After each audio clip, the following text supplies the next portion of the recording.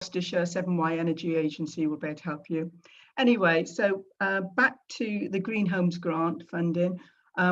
We're going to talk about, and Molly's going to talk about in a minute, the Green Homes Grant, but also just to let you know, as Tara indicated then, there's lots of other funding available, whether we're looking at eco funding from your energy suppliers, or whether your local authority may have a special funding measures through their flex schemes and the new local authority delivery LAD schemes. At the end of the day, it's a very complicated market, but basically organisations like Evolve and like Tara's organisation will work out what the funding opportunities are and what the options are for you and what's best for the client. So really just speak to us and we will try and work out, and Steve will talk a little bit about that as well in a minute. Okay, I'm going to hand you over to Molly, who's just going to give you a little bit of an introduction about the Green Homes Grant. Thank you. I must remember to mute myself as well. Yes, thanks, Kay. Hi, everybody. I'm Molly. I'm a marketing coordinator at Evolve Home Energy Solutions. I also help head up the Your Home team. So that's the team that you'll speak to if you want to ever get any advice on what funding is available, or go through any sort of pre-qualification in order to get the funding, especially at the moment for the Green Homes Grant. So in my part of the webinar that I'm going to talk about now, we're going to talk about, Kay's just explained the different types of Green Home Grant and different funding that is available.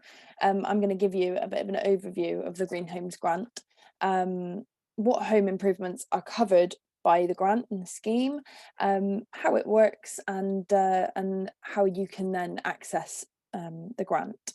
So the Green Homes Grant Scheme was set up by the government last year in September, and it was originally intended to run for 6 months as a sort of way of keeping the economy going and upgrading homes throughout COVID, but it seemed really, really popular and has now been extended to March 2022. So the scheme was set up with the aim of speeding up the decarbonisation of the UK's heating, and to ensure that they meet the target of being carbon neutral by 2050. It's a target set by the government that they aim to balance the amount of carbon we emit with the amount of carbon they absorb or repurpose by the end of 2050. So the Green Homes Grant is helping with that.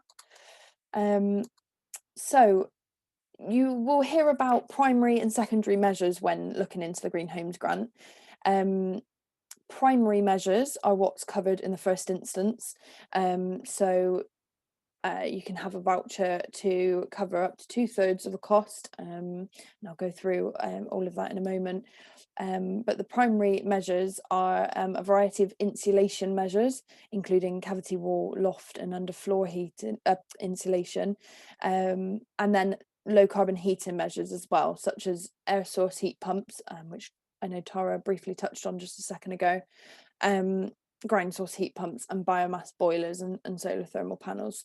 You can then get secondary measures. If you've got a primary measure installed, you can then get a secondary measure installed, and that's any one of these number of things, which can be double or triple glazing, windows to replace what is currently single glazing, energy efficient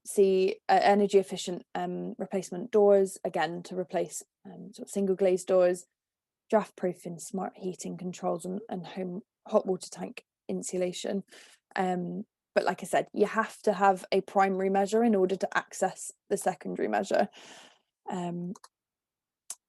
So this is a little bit about how it works, the very basics of how it works. Steve's going to run through this in a lot more detail and tell you what you should be looking for at every stage when he comes to talk to you in a sec. But the very, very basics of it are that you start by obtaining some quotes. So you can go out to as many local installers as you like. You can get quotes from as many of those as you like, but they have to be Trustmark approved. So you have to be able to find them through the Trustmark website. And again, Steve will talk to you a little bit more about what that means for you. But ultimately, the government have said that your works need to be done by a Trustmark approved installer. So you need to find and get quotes from Trustmark approved installers. You can then choose the one quote that you would like to proceed with, and you should be sent that in a PDF format, and you'll submit that to the government's voucher application system. So it's on a Gov website, and it will ask you to upload the quote that you would like to proceed with.